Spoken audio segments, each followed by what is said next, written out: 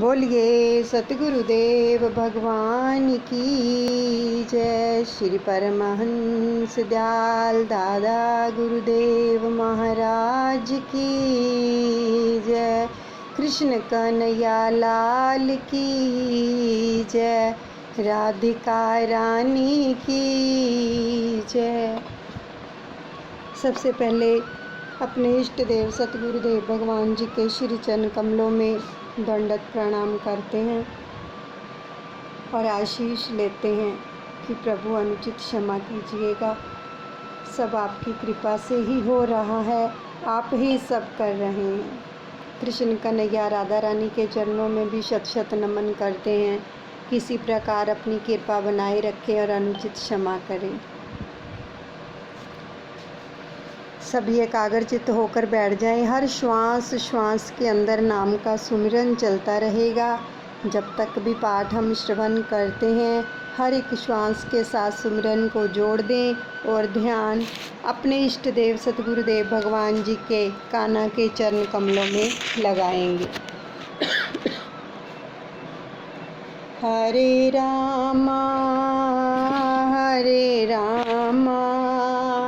रामा रामा हरे हरे, हरे कृष्णा कृष्णा कृष्णा हरे हरे, हरे रामा रामा रामा हरे हरे, हरे कृष्णा कृष्णा कृष्णा हरे हरे। आगे की कथा श्रवण कर रहे हैं। कली कुटिल जीव निस्तार हित, वाल्मीकि तुलसी भयो। वेद स्वीकृति भगवान का ये फल है। यह तो सबको विदित है कि वृक्ष की छाल तथा पत्तों में से जो रस होता है उससे वृक्ष के फल में विशेष रस होता है। रसपूर्ण इस श्रीमद् भागवत रूप का फल मोक्ष मिलने का आप बार बार पान कीजिए। पीवत भागवत रसमलाई। जब तक जीव और ईश्वर का मिलन ना हो जाए तब तक इस प्रेम का पान करो। ईश्वर में जब तक तुम्हारा लय ना हो जाए तब तक इस प्रेम रस का पान करो। भागवत का आस्वादन किया करो। भागवत रस का पान करो। वेदांत अधिकारी के लिए सबके लिए सरल नहीं है। वेदांत त्याग की आज्ञा करता है। वेदांत कहता है सर्व का त्याग करके भगवान के पीछे पड़ो, जबकि संसारियों से कुछ छूटता नहीं। ऐसों के उद्धार के लिए कौन सा उपाय है? हाँ, है उपाय। त्याग ना कर सको तो कोई हर्ज नहीं, परंतु अपना सर्वस्व ईश्वर को समर्पण करो और अनासक्त रहकर ही उसे भोगो। व्यास जी ने ब्रह्म सूत्र बनाया, योग दर्शन पर भाष्य रचा, परंतु उनको लगा कि कलयुग के मानव भोग परायण होंगे और उसी कारण उनसे इस योग में प्रवृत्ति नहीं हो सकेगी। तो उनके लिए करुणा करके यह भागवत शास्त्र रचा। परीक्षित को निमित्त बनाकर संसार में फंसे लोगों के लिए व्यास जी ने यह भगवान की कथा की है। भागवत खास करके संसारियों के लिए है। इस भागवत पुराण की संसारियों पर करुणा के कारण शुकदेव जी ने वर्णन किया है। प्रभु प्रेम के सिवा शुष्क ज्ञान की शोभा नहीं है। यह बताने का भगवान का उद्देश्य है कि भक्ति के ज्ञान की शोभा नहीं है। जब ज्ञान वैराग्य से दृढ़ किया हुआ नहीं होता तो ऐसा ज्ञान मरण सुधारने के बदले संभव है कि मरण बिगाड़े। संभव है कि ऐसा ज्ञान अंतकाल में क्या करेगा, धोखा देगा। मरण को भक्ति जो है सुधारती है। भक्ति बिना ज्ञान शुष्क है, यह मरण बिगाड़ता है। विधि निषेध को मर्यादा त्यागे हुए बड़े बड़े ऋषि भी भगवान के अनंत कल्याण में गुणों के कारण में सदा रत रहते हैं। ऐसी है भक्ति की महिमा। ज्ञानी को अभिमान सताता है, भगत को नहीं। भक्ति अनेक सद्गुणों को लाती है। भक्ति सर्वगुणों की जननी है। भगत नरम होता है, भगत विनीत बनता है। भगवान कथा, जो कथा पाप दूर करे और प्रभु के प्रति प्रेम जागृत करे, वही सच्ची भागवत कथा है। भगवान की कथा और भगवान के स्मरण से ही हृदय को आर्द्र बनाओ। उसके मंगलमय नाम का जप करो, यही कलयुग में मुक्ति पाने का मार्ग है। विषयों का बंधन जो है मनुष्य छोड़े, तभी मन को सच्चा आनंद सुख मिलता है। संयम और सदाचार को धीमे धीमे बढ़ाते जाओ तो भक्ति में आनंद आएगा। वैराग्य के बिना भक्ति सफल नहीं होती। आचार विचार शुद्ध होगा तो भक्ति को पुष्टि मिलेगी। जीवन विलास में हुआ तो मान लो कि भक्ति का विनाश हुआ। विलास में का मतलब है कि जो माया में रत रहते हैं, विषयों में रत रहते हैं, तो क्या होता है, भक्ति का विनाश हुआ समझो। भागवत शास्त्र मनुष्य को काल के मुख से छुड़ाता है। यह मनुष्य को सावधान करती है कि काल के मुख से छूटना हो तो काल के भी काल श्री कृष्ण की शरण में जाओ। जो सर्वत्र भगवान पर छोड़ते हैं उनकी चिंता भगवान स्वयं करते हैं। महाभारत के युद्ध में दुर्योधन के ताना देने पर भीष्म पितामह ने प्रतिज्ञा की थी कि कल मैं अर्जुन को मारूंगा, मैं मारूंगा। ये भीष्म पितामह जी ने प्रतिज्ञा कर ली थी। इस प्रतिज्ञा से सब घबराए, कारण कि यह भीष्म पितामह की प्रतिज्ञा थी। यह सुनकर कृष्ण भगवान को चैन नहीं आया, रात को निद्रा नहीं आई। तो भीष्म की प्रतिज्ञा सुनकर अर्जुन की क्या दशा हुई होगी, यह सोचकर भगवान अर्जुन की स्थिति देखने के लिए आए। बड़े सुंदर वचन आ रहे हैं, इनको बड़े ध्यान से सुनिएगा। जाकर क्या देखते हैं कि अर्जुन तो शांति से गहरी नींद में सो रहा है। क्यों सो रहा था अर्जुन गहरी नींद में, जबकि भीष्म पितामह जी ने प्रतिज्ञा ले ली थी उसको मारने की? क्योंकि वो कृष्ण भगवान की शरण में था और अपना सर्वस्व कन्हैया के ऊपर उसने न्यौछावर कर रखा था। भगवान ने सोचा कि भीष्म ने ऐसी प्रतिज्ञा की है, भीषण प्रतिज्ञा की है, तो भी यह तो शांति से सो रहा है। उन्होंने अर्जुन को जगाया और पूछा, तुमने भी भीष्म की प्रतिज्ञा सुनी है ना?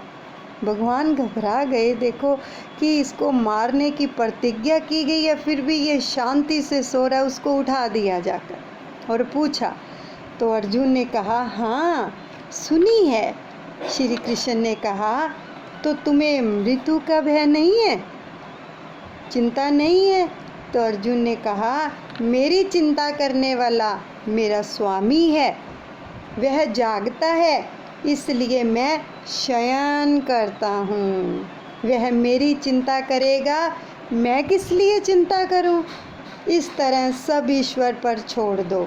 मनुष्य की चिंता जब तक ईश्वर को ना हो जाए तब तक वह निश्चिंत नहीं होता। देखो आज ये जो प्रसंग आ रहा है, पता नहीं कितनों का ये दुख दूर होगा कि जो लोग निश्चिंत रहना चाहते हैं और निश्चिंत होकर गहरी निद्रा में सोना चाहते हैं, वो क्या करेंगे? अर्जुन की तरह अपना सर्वस्व भगवान को अर्पण कर देंगे।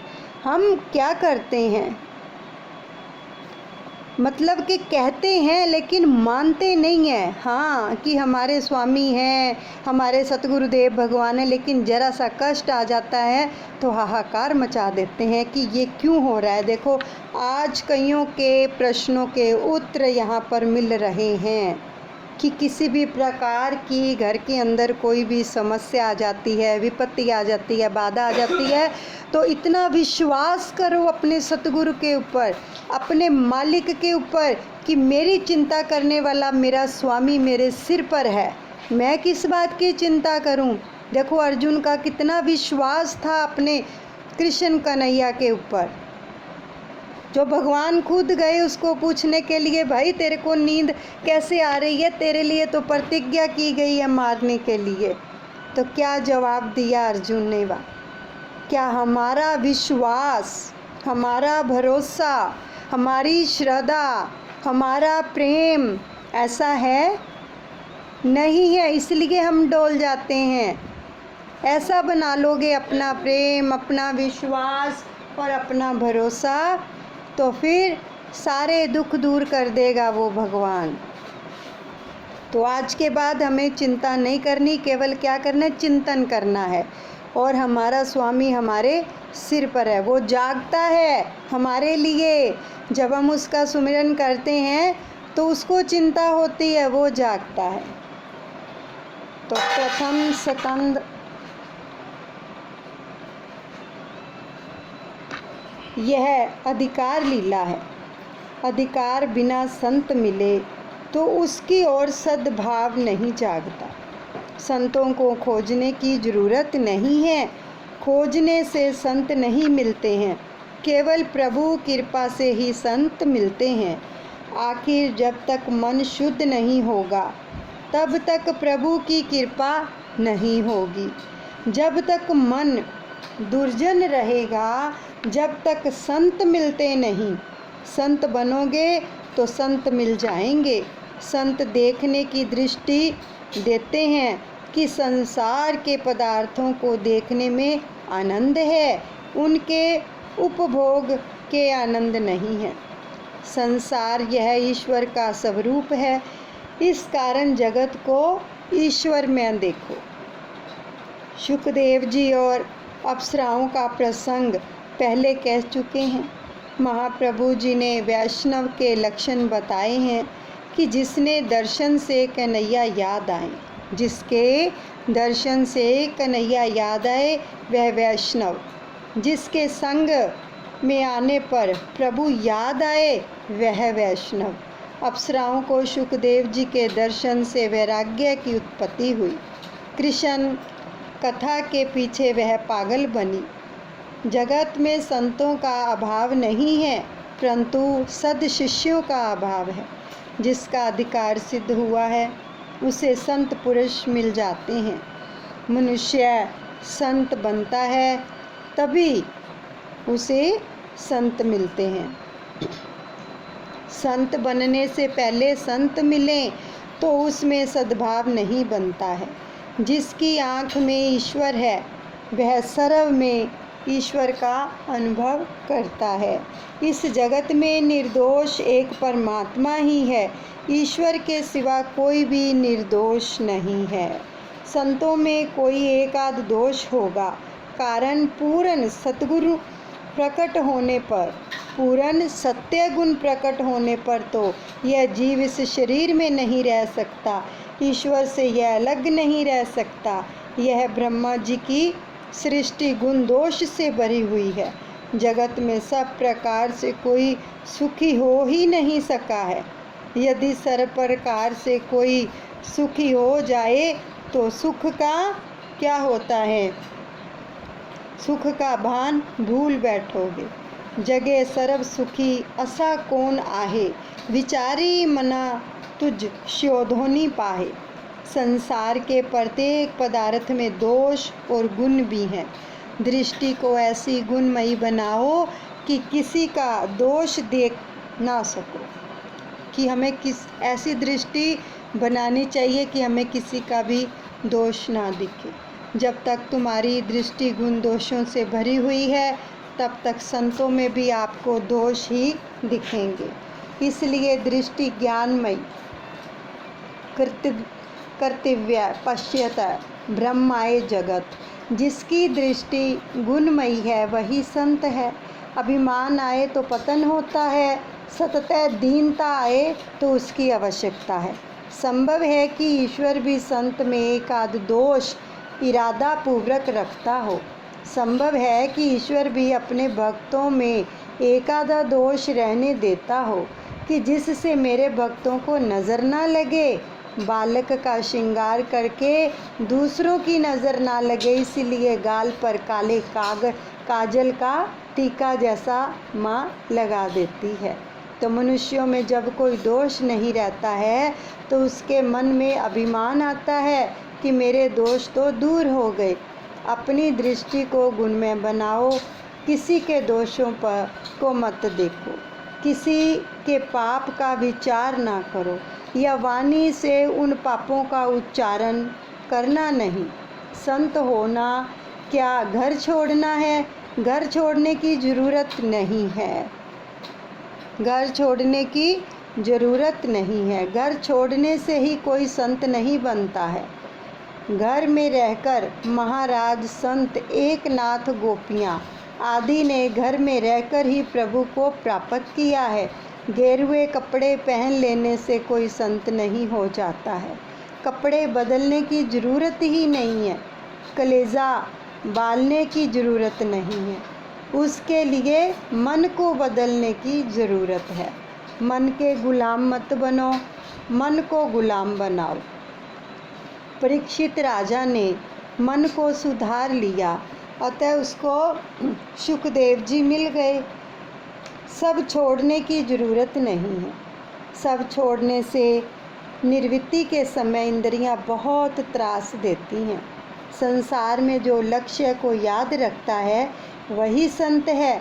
मनुष्य जीवन का लक्ष्य है परमात्मा से मिलना। जो इस लक्ष्य के लिए प्रतिक्षण सावधान रहता है वह संत है। आत्मा ये मन की साक्षी है, दृष्टा है। जिसने अपना मन सुधारा है वही संत है। मन को अगर बिगाड़ा है, मन पर विश्वास मत करो, मन पर अंकुश रखो। जिस दिन मन शुद्ध है, जिसका मन शुद्ध है, चरित्र शुद्ध है, ऐसी साक्षी तुम्हारी आत्मा दे तो मानो कि तुम संत हो। मन को सुधारने के अनेक उपाय हैं जो शास्त्रों ने बताए हैं। मन को मृत्यु का भय दिखाओ तो मन सुधरेगा। मृत्यु के स्मरण से मन सुधरता है। मृत्यु को भूलने पर मन बिगड़ता है। परीक्षित राजा ने जब सुना कि 7वें दिन मरने वाला हूँ, सुनते ही तुरंत उसके विलासी जीवन का अंत आ गया। अब विलासी जीवन विरक्त जीवन हुआ। परीक्षित को मृत्यु का भय लगा तो उसका जीवन सुधरा। तो मृत्यु का दुख भयंकर है।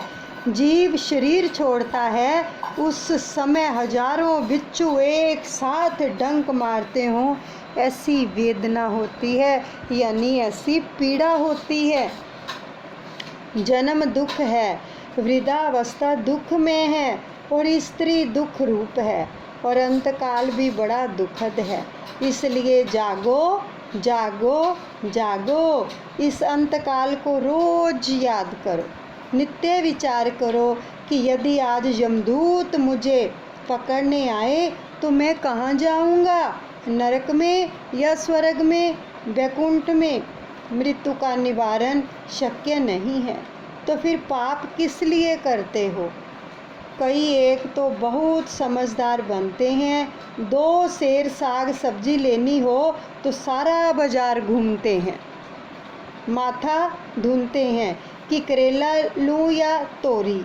जिसके विचार करने की ज़रूरत थी उसका तो विचार किया ही नहीं और साग सब्जी का विचार कर रहा है। मृत्यु को रोज याद करो। मृत्यु का भय रहेगा तो तुम्हारा पाप जो है दूर होगा। जिस दिन तुम्हारा पाप दूर हो जाएगा तब मान लेना कि तुम संत हो गए। पाप पुण्य के अनेक साक्षी हैं। सूर्य, चंद्र, धरती, वायुदेव सब साक्षी हैं। मेरे भगवान के अनेक सेवक हैं। वे जहाँ तुम जाओगे साथ आते हैं। मनुष्य यह मानता है कि जो मैं पाप करता हूँ उसे कोई देखता नहीं है। अरे भाई, एकांत कैसा भी हो, वहाँ वायु और वहाँ भी तेरे अंदर परमात्मा विराजमान है। यद्यपि लोके मरण शरण तदपि न मुन्यचति पापाचरणम। आखिर तो मनुष्य इस लोक में मरण की शरण ही जाता है, फिर भी वह पाप आचरण छोड़ता नहीं है। शंकराचार्य स्वामी जी कहते हैं कि मनुष्य यह जानता है कि एक दिन मरना है, यह सब छोड़कर एक दिन जाना है। ऐसा होने पर भी वह पाप क्यों करता है? मुझे इसका आश्चर्य होता है। इसलिए अपने जीव को संभालो। परीक्षित का अधिकार सिद्ध होने पर शुकदेव जी वहाँ पधारे हैं। शुकदेव जी को आमंत्रण नहीं देना पड़ता। शुकदेव जी ऐसे ही नहीं कि किसी के आमंत्रण पर आवें। राजा का जीवन बदल गया है। शुकदेव जब यह जाना शुकदेव जी ने कि परीक्षित राजा अब राजा नहीं रहा है, महर्षि हुआ है, तो वह आ गए। तो राज ऋषि और ऋषि एक हैं। राजा जब तक महलों में विलासी जीवन बिताता था तब तक शुकदेव जी नहीं आए, परंतु तक्षक के भय से संसार छूटा कि तुरंत शुकदेव जी पधारे। राजा होता और उस समय शुकदेव जी कथा करने गए होते तो राजा कहता, आप आए हैं, ठीक किया, 1 घंटा कथा करें और विदा ले लें, मुझे बहुत काम है। परीक्षित राजा को विश्वास था कि अब 7 दिन के बाद मरना है। हमें तो अपनी यह खबर भी नहीं है कि जीवन पानी का बुलबुला है। पानी के बुलबुले को फूटते देर नहीं लगती। इसी प्रकार जीवन के अंत आने में देरी नहीं लगती है। परीक्षित को तो पता था 7 दिन के बाद उसको तक्ष नाग डंगेगा और उसकी मृत्यु हो जाएगी। तो क्या हुआ? हमें तो पता ही नहीं है कि हमारी मृत्यु कब आने वाली है। तो इसलिए हमें तो हर वक्त लगे रहना चाहिए, हर वक्त। प्रथम स्कंद अधिकार लीला का है। श्रीमद् भागवत के ज्ञान के संपादन का अधिकारी कौन, यह ज्ञान देने का अधिकारी कौन, आदि बताया है। पहले स्कंद में 3 प्रकरण हैं, उत्तमाधिकारी, मध्यमाधिकारी और तीसरा कनिष्ठा अधिकारी।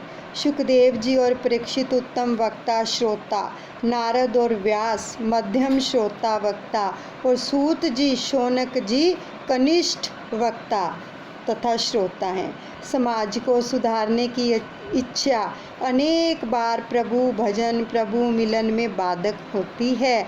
दूसरे को सुधारने की भावना प्रभु भजन में विघ्न करती है। दूसरों को सुधारने के झंझट में नहीं पड़ना, तुम अपना जीवन सुधारो। कथा करते समय शुकदेव जी को खबर नहीं थी कि मेरी कथा सुनने के लिए सामने कौन कौन बैठा है।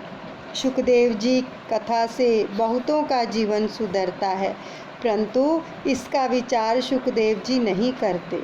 शंकराचार्य जी ने कहा है कि ब्रह्मज्ञानी महात्मा एक क्षण भी ब्रह्म चिंतन नहीं छोड़ सकते। ऐसी दशा शुकदेव जी की है। 16 आने वैराग्य का हो तो दृष्टि ब्रह्मकार नहीं होती। जगत में ब्रह्म ज्ञानी मिल सके, परंतु ब्रह्म दृष्टि रखकर विचरने वाले शुकदेव ही जैसे नहीं मिलते हैं। कथनी और करनी एक ना हो और आचरण एक ना हो, तब तक शब्दों में शक्ति नहीं आती है। आदि केले मग सांगटी तले।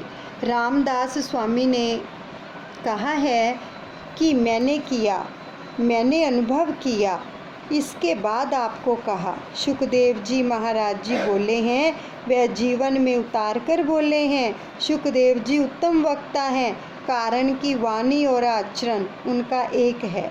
इसीलिए किसी संत ने कहा, बोले तैसा चाले त्याची वंदाविता पाउलै। ऐसा व्यक्ति वंदनीय है। एक समय एक माता अपने पुत्र को संत एकनाथ जी के पास लाई और कहने लगी, महाराज मेरे पुत्र को गुड़ खाने की बहुत ही आदत हो गई है। अब वह यह आदत छोड़ता नहीं है, वह गुड़ खाना छोड़ दे, ऐसा आशीर्वाद दीजिए। तो महाराज ने उस समय आशीर्वाद नहीं दिया, कारण वे स्वयं गुड़ खाते थे। उन्होंने उस माता से कहा कि कुछ दिन के बाद तुम पुत्र को ले आओ, तो उस समय मैं आशीर्वाद दूंगा, आज नहीं दूंगा। तो उन्होंने स्वयं गुड़ खाना छोड़ दिया। विट्ठल नाथ कृपा करो, आज से मैंने गुड़ खाना छोड़ा है, ताकि मेरी बात में शक्ति आए। फिर कुछ दिनों के बाद वह माता अपने पुत्र को लेकर आई। महाराज ने उस समय उस बालक को आशीर्वाद दिया। यानी कि शब्दों में शक्ति तभी आती है जब हम उस बात का पालन करते हैं, फिर दूसरों को बोलते हैं, नहीं तो वो शब्दों में शक्ति नहीं आती है। ये भागवत जी में वचन आ रहे हैं प्रभु के। प्रसाद की प्रसादी करते, अजीर्ण हो इतना प्रसाद नहीं लेना चाहिए। देखो ये भी बहुत ही उत्तम वचन है, इनको पकड़िए। भगवान योगी हैं और भोगी भी हैं, और यह जीव भोगी है, योगी नहीं है। इसलिए भगवान 56 भोग का भोग लगाएं तो भी कोई हर्ज नहीं है। हमसे ऐसा नहीं हो सकता। त्याग से अलौकिक शक्ति आती है। विषय भोग हमारे हाथ से निकल जाएं, छूट जाएं तो दुख होता है, और विषय प्राप्त हो और हम उसको छोड़ दें तो आनंद होता है। सुखदेव जी में 16 अन्य वैराग्य है, अतः वह उत्तम है। महाप्रभु जी ने कहा कि भागवत में समाधि भाषा मुख्य है। ईश्वर के ध्यान में जिसे थोड़ा सा भी आनंद है, उसे भागवत का अर्थ जल्दी समझ में आता है। थोड़ा सा भी जिसको आनंद मिलता है ना प्रभु के नाम में, तो उसको भागवत का अर्थ समझ में आ जाता है। व्यास जी ने एक एक लीला का प्रत्यक्ष दर्शन किया है। व्यास जी ने अंतर्दृष्टि से यह सब देखा है। भगवान का स्वरूप अलौकिक है, अपनी आंखें लौकिक हैं, अतः लौकिक आंखें अलौकिक ईश्वर को नहीं देख सकती हैं। बाहर की आंखें बंद करने पर आनंद की अंदर की आंखें खुलती हैं, तभी परमात्मा के दर्शन होते हैं। आगे सूत जी ने कहा, व्यास जी ने 18,000 श्लोकों का यह भागवत ग्रंथ बनाया। व्यास जी को लगा कि अब तुम्हारा अवतार कार्य पूरा हुआ। जो मेरे भगवान का आश्रय लेगा उसको कली का भय नहीं होगा। परंतु व्यास जी को एक चिंता हुई कि ग्रंथ तो मैंने बना दिया है, परंतु इसका प्रचार कौन करेगा। तो इस ग्रंथ में मैंने सब कुछ भर दिया है। यह भागवत प्रेम शास्त्र है। माया के साथ, संसार के साथ प्रेम करने वाला भागवत शास्त्र का प्रचार नहीं कर सकेगा। ये उन्होंने लिख दिया। जन्म से जिसे माया से संसर्ग नहीं हुआ है, वही इस ग्रंथ का प्रचार कर सकेगा। भागवत परमहंस की सहायता है। देखो कितने सुंदर वचन आ रहे हैं। भागवत परमहंस की संहिता है।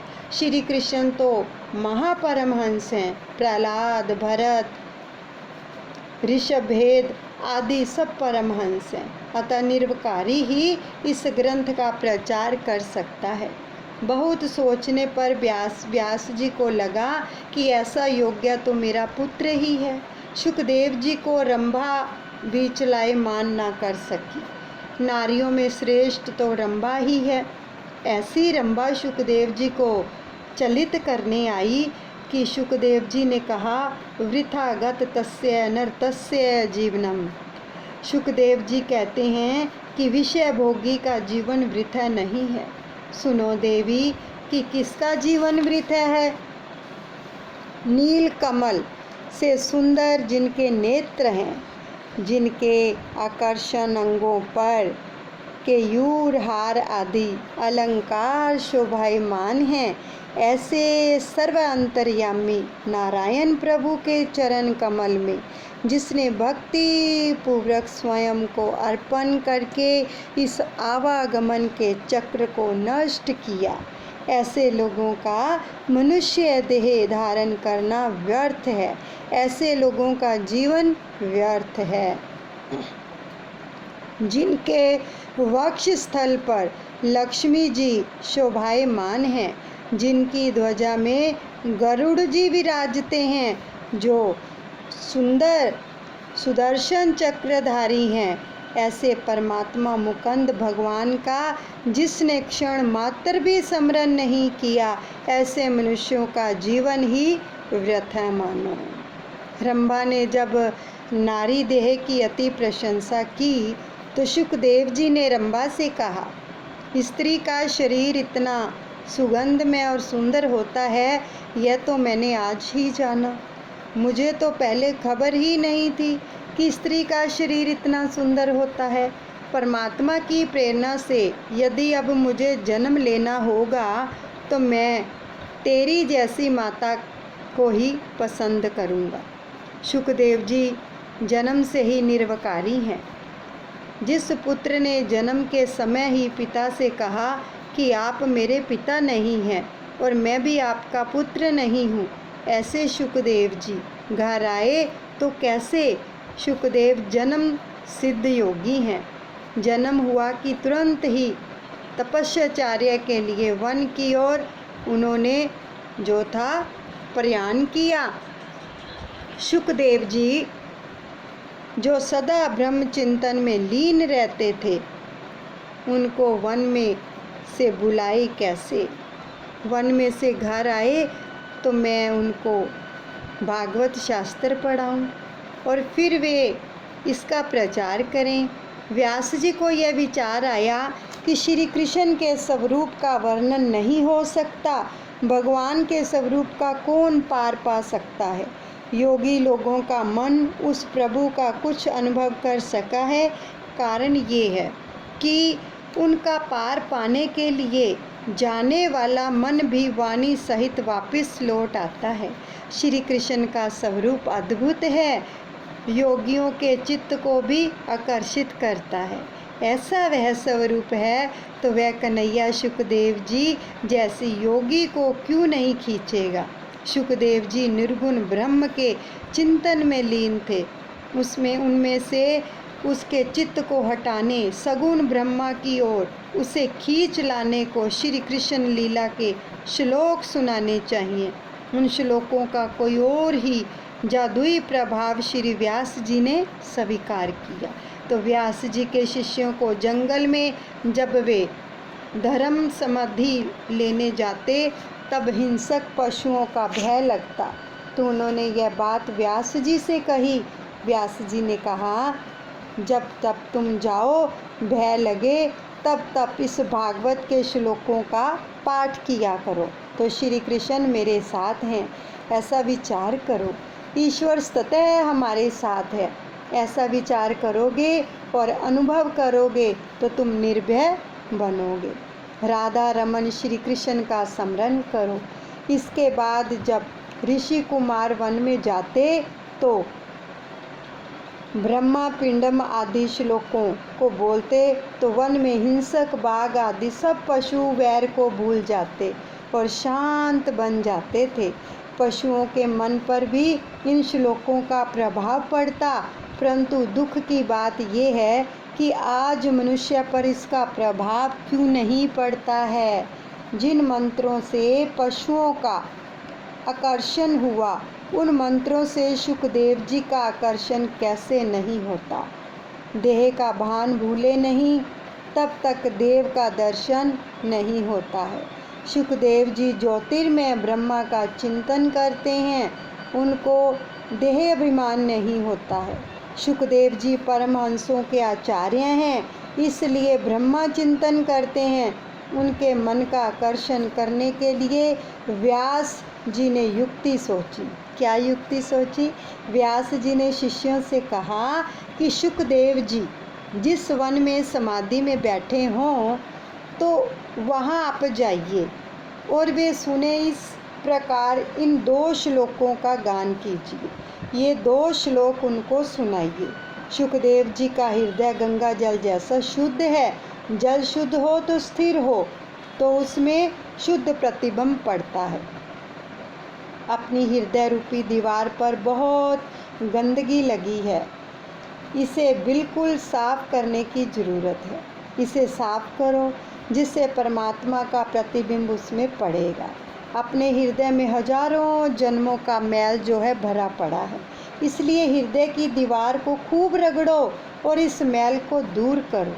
मैल को दूर करने के लिए परमात्मा का प्रतिबिंब उसमें पड़ेगा। अतः शुद्ध बनो। शब्दों में से रूप का दर्शन होता है। जो शब्द है उसमें रूप का दर्शन होता है। नाम सृष्टि पहले और रूप सृष्टि उसके बाद।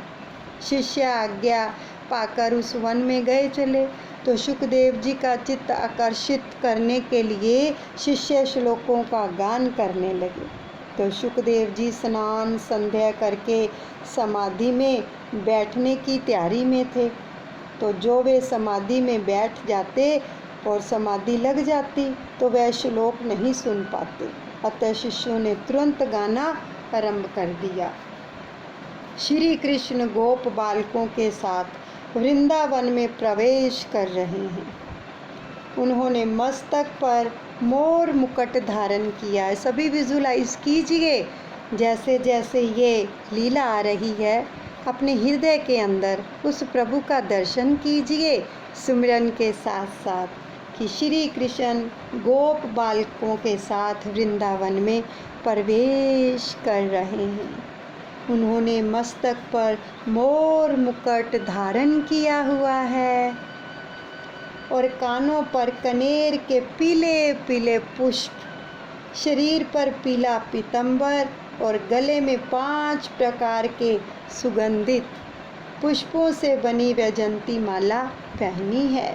रंगमंच पर अभिनय करने वाले श्रेष्ठ नट जैसा एक सुंदर वेश है। बांसुरी के छिद्रों को वे अपने अधरामृत से भर रहे हैं। उनके पीछे पीछे गोप बालक जिनकी लोक पावन कृति का गान कर रहे हैं। इस प्रकार वैकुंठ से भी श्रेष्ठ यह वृंदावन धाम इनके चरण चिन्हों से अधिक रमणीय बना है। मोर श्री कृष्ण को प्यारा लगता है। मोर काम सुख इंद्रियों में से नहीं भोगता है। संसार के काम सुख को भूलने वाला ही ईश्वर का दर्शन कर सका है। प्रभु के साथ मैत्री करनी हो तो काम के साथ मैत्री छोड़नी होगी। ज्ञानी ललाट में दृष्टि स्थिर करके वहाँ ब्रह्मा का दर्शन करते हैं और वैष्णव हृदय में श्री कृष्ण का दर्शन करते हैं। शुकदेव जी ने श्लोक सुने। श्री कृष्ण का स्वरूप मनोहर लगा। शुकदेव जी को ध्यान में अति आनंद आता है। वाह मेरे प्रभु! उन्होंने तुरंत निश्चय किया कि निराकार ब्रह्मा का चिंतन नहीं करेंगे, अब सगुण साकार का चिंतन करेंगे। परंतु सोचा कि सगुण ब्रह्मा की सेवा में सब वस्तुओं की अपेक्षा रहती है। कन्हैया तो मिश्री माखन मांगेगा, मैं तो यह कहाँ से लाऊंगा? मेरे पास तो कुछ भी नहीं है। मैं निर्गुण ब्रह्मा का उपासक हूँ। मैंने तो लंगोट को भी त्याग दिया है। शुकदेव जी ने लंगोट तक त्याग दिया था। तो यह कन्हैया तो बहुत मांगा करेगा, तो वह सब मैं कहाँ से लाऊंगा। यशोदा के घर में माखन क्या कम था, फिर भी कन्हैया कहता था, माँ मुझे घर का माखन अच्छा नहीं लगता, मुझे बाहर का माखन अच्छा लगता है। गोपियों के माखन में नहीं, गोपियों के प्रेम में मिठास थी, गोपियों के प्रेम में स्वाद था। यह कन्हैया तो मांग कर प्रेम से भोग लगाता है। वह मुझे कहेगा कि तुम माखन लाओ, मिश्री लाओ, तो मैं सब कहाँ से लाऊंगा। इसलिए साकार ब्रह्मा का चिंतन नहीं करूँगा, इस निर्गुण ब्रह्मा का ही चिंतन करूँगा। निराकार ब्रह्मा को कुछ देना नहीं पड़ता है, इसलिए मेरे लिए तो यही उत्तम है। ये शुकदेव जी अपने अंदर विचार कर रहे हैं, किसी वस्तु की आवश्यकता नहीं है। इस प्रकार शुकदेव जी विचार कर रहे हैं कि वहाँ व्यास जी के शिष्यों ने दूसरे श्लोक का गाना शुरू किया। अभी उनका एक श्लोक पूरा हुआ था, तो वो विचार कर रहे हैं शुकदेव जी कि मैं ये सब चीज़ें कहाँ से लाऊंगा। तो इतने में उनके विचार चल रहे थे मन के अंदर, तो उन्होंने दूसरा श्लोक शुरू कर दिया। अहो आश्चर्य है कि दुष्ट पूतना स्तनों में विष भरकर जिसको मारने की इच्छा से ही दुग्ध पान कराया था, उस पूतना को भी उन्होंने ऐसी गति दी जो उसे किसी धाय को देनी चाहिए थी, अर्थात उसे सदगति दी। देखो पूतना भगवान जी को मारने के लिए आई थी, श्री कृष्ण भगवान को, लेकिन उन्होंने फिर भी उनको सदगति दी पूतना को। भगवान श्री कृष्ण के सिवा ऐसा कौन दूसरा दयालु है कि जिसकी शरण ग्रहण करे, अर्थात उनका दयालु, उन जैसा दयालु कोई दूसरा नहीं है। इसलिए कहा गया है, दयालु मिला न तेरे नाल दा, तेरे नाल दा, दयालु मिला न तेरे नाल दा। नटवर नंद किशोर मुरारी तेरे नाम दीवाने गाओ, नटवर नंद किशोर मुरारी तेरे नाम दीवाने। तू नर सीधी हुंडी तारी कीते काम निराले, तू नर सीधी हुंडी तारी कीते काम निराले। अजब है तेरी माया तेरा किस भेद न पाया, भक्तां नु गले लगाया, दयालु मिला न तेरे नाल दा, तेरे नाल दा, दयालु मिला न तेरे नाल दा। अर्थात उनके जैसा दयालु और कोई दूसरा नहीं है जिसकी शरण ग्रहण कर सके। पूतना स्तनों में विष लगाकर आई थी, ईश्वर के धाम में आई है, तो वासना का विष मन में रहकर हृदय में रखकर मनुष्य परमात्मा के सम्मुख जाता है, उसे परमात्मा का दर्शन नहीं होता। पूतना विष लगाकर तो आई, परंतु वह मात्र भावना लेकर आई थी। उसने विष जरूर अपने स्तनों पर लगाया था, लेकिन उसके मन के अंदर एक माता की भावना थी, तो माता का काम किया था तो पूतना ने, तो इसलिए उसे यशोदा जैसी गति दी मेरे प्रभु ने, श्री कृष्ण कन्हैया ने। विष देने वाली पूतना को भी मेरे प्रभु ने सदगति दी थी। मेरे प्रभु को माखन मिश्री की तो क्या, किसी भी चीज़ की ज़रूरत नहीं है, किसी भी चीज़ की ज़रूरत नहीं है। वे केवल प्रेम चाहते हैं। प्रेम के वश अर्जुन रतहा क्यों भूल गयो ठकुराई। प्रेम से वश करके अर्जुन ने महाभारत के युद्ध में अपना रथ चलवाया, कन्हैया से चलवा लिया। वहाँ प्रभु अपनी ठुकराई भूल गए। पदार्थ से प्रसन्न हो वह जीव और प्रेम से प्रसन्न हो वह ईश्वर। प्रेम करने योग्य एक परमात्मा ही है। ऐसे परम कृपालु को छोड़कर मैं किसकी शरण में जाऊं? शुकदेव के मन में शंका थी कि कन्हैया सब मांगेगा तो मैं क्या दूंगा। उस शंका का निवारण हुआ। शुकदेव जी इधर उधर देखने लगे कि श्लोक कौन बोल रहे हैं, तो वहाँ उनके व्यास जी के शिष्यों का उनको दर्शन हुआ। हरे रामा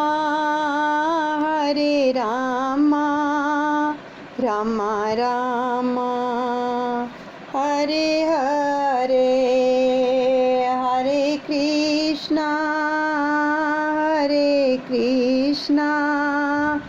कृष्णा कृष्णा हरे हरे, राधे राधे राधे राधे राधे राधे, श्यामा श्यामा राधे राधे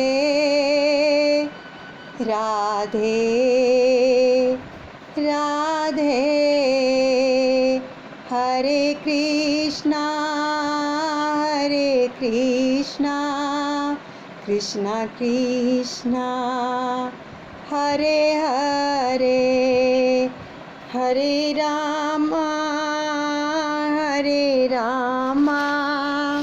रामा रामा हरे हरे। आज का प्रसंग यहीं समाप्त करते हैं और सब कुछ सतगुरुदेव भगवान कन्हैया के चरणों में अर्पण करते हैं। बोलिए सतगुरुदेव भगवान की जय। श्री कृष्ण कन्हैया लाल की जय। राधिका रानी की जय।